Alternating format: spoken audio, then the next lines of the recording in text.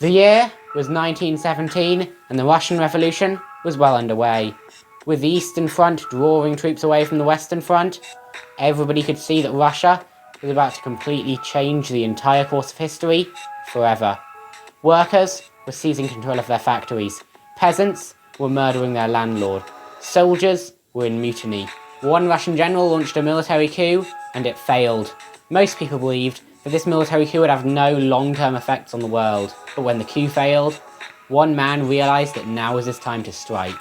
You see, the Bolshevik Party took much of the credit for the failure of the coup, and so their popularity skyrocketed. In 3 months, they went from the fourth to the most popular party in Moscow. Vladimir Lenin could see the writing on the wall. It was now or never. So preparations began. The Bolsheviks went to the Petrograd Soviet and told them that they wanted to form the Military Revolutionary Committee, with the objective of doing a military revolution. The Petrograd put together this committee with the intention of overthrowing the provisional government. This committee was mostly dominated by the Bolsheviks, but there were 12 socialist revolutionaries and 4 anarchists. As they began plotting revolution, the first thing the MRC had to think about was the Petrograd garrison. Calling them a garrison makes them sound more violent than they actually were. There was only one circumstance in which this garrison could, be reliably counted on to fight somebody. Okay, everybody, great news. We are going to be sending you to the front. You're telling us that you want us to push our lives at risk. That's right. You're going to have to actually go to war and fight some Germans. How does that sound? Despite the fact that they didn't know how reliable the garrison was going to be in the revolution, they still decided it was worth getting the garrison on side. So they asked a bunch of people from the garrison, and most of the soldiers agreed to join the revolution. So the MRC declared that it had full control over the garrison and sent people out to take command. They also declared that no high command order was valid unless it was signed by the Military Revolutionary Committee. The garrison commander, Colonel Polkovnikov, could not accept this and chose not to recognise MRC control over the garrison. To the garrison, the next thing the MRC had to think about was the Peter and Paul Fortress. This Peter and Paul Fortress had so many guns in it. Whoever could control that arsenal had a massive advantage. So, Trotsky went over to the fortress and gave a huge speech, and that was all it took. The entire Peter and Paul Fortress switched over to the side of the revolution. The Military Revolutionary Committee was winning.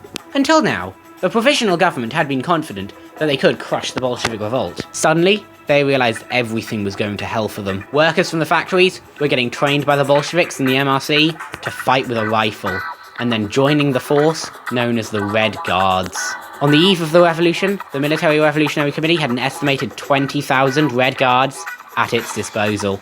The government looked at the situation with terror and began to take action. First, they sent troops to a Bolshevik printing shop and shut down the Bolsheviks' newspaper. The Military Revolutionary Committee was quick to react.